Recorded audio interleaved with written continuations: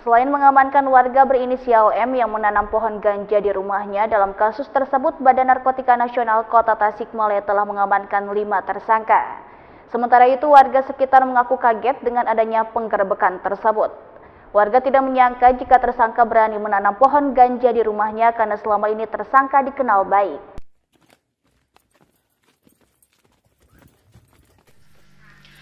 Pasca penggerebekan sebuah rumah yang dijadikan tempat menanam puluhan pohon ganja, pihak BNN terus melakukan pengembangan. Hasilnya, selain mengamankan pemilik rumah yang dijadikan tempat menanam ganja, BNN juga mengamankan 4 tersangka yang diduga sesama pemakai dan membantu menanam pohon ganja tersebut. Kepala BNN Tasikmalaya Tuteng Budiman mengatakan dalam kasus tersebut sudah ada 5 orang yang diamankan, termasuk pemilik rumah berinisial M dan 1 orang kepercayaan tersangka yang ditugaskan membantu menanam pohon ganja. Sementara 3 tersangka lainnya diduga pemakai. Tersangka yang diamankan pada saat ini baru 2 orang, 4, sudah 4 orang. Siapa Pak itu pemilik rumah ini apa gimana?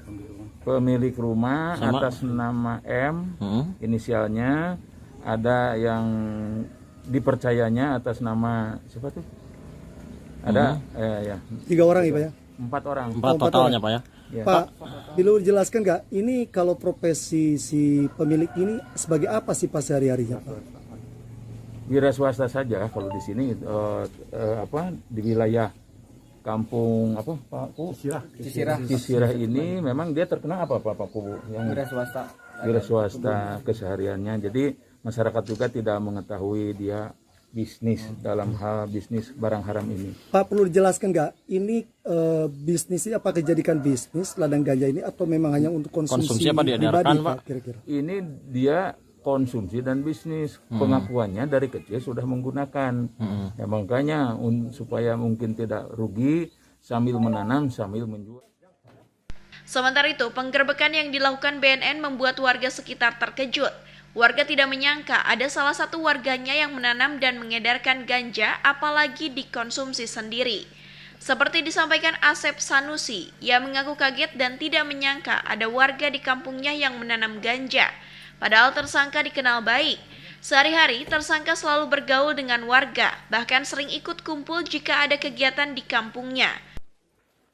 Warga mengaku tidak menaruh curiga jika selama ini tersangka menanam ganja di rumahnya. Menurut Asep, tersangka berinisial M berusia 50 tahun tersebut tidak memiliki pekerjaan tetap. Di rumahnya, ia tinggal bersama orang tua dan kakak-kakaknya. Tersangka berstatus duda dan mempunyai 1 orang anak yang sedang mondok di pesantren. Pak, nyangka nggak di kampung sini ada ganja gini Pak? Nggak tahu. Nggak tahu. Ya. Kalau kesehariannya gimana Bapak ini Pak? Nggak tahu, saya juga sehari-harinya. Tapi kenal Bapak? Kenal orangnya. Udah berapa lama tinggal di sini Pak? Siapa? Dia pendatang atau asli sini Pak? Apanya? Pak ini ya Pak Muslim. Asli di sini. Asli sini. Iya. Baik gak Pak orangnya atau gimana Pak? Baik sama warga mah nggak tahu. Biasa aja ngobrol-ngobrol gitu. Kalau kesehariannya kerjanya Pak? Siapa? Pak Muslim. Nggak kerja dia mah. Nggak kerja. Tapi banyak orang Pak sering datang ke sini atau siapa teman-teman? Ya jarang orang ke sini mah. Sempat ada curiga gak Pak warga sini gak Pak? Nggak tahu, nggak curiga gitu. Curiga. Tapi Pak, dengan adanya kayak gini kaget. kaget gak Pak? Kaget saya juga. Ada apa ini? Kira banyak polisi gitu. Nggak menyangka ya Pak ya? Nggak menyangka. Kampung kan jadi cemar ini namanya. Jelek. Dari rumah tersangka, petugas BNN berhasil mengamankan 45 batang pohon ganja berbagai ukuran, mulai dari pohon yang baru tumbuh hingga berukuran 1 meter. Ganja-ganja tersebut ditanam di lantai 2 rumah tersangka. Denden Ahdani, Radar TV melaporkan.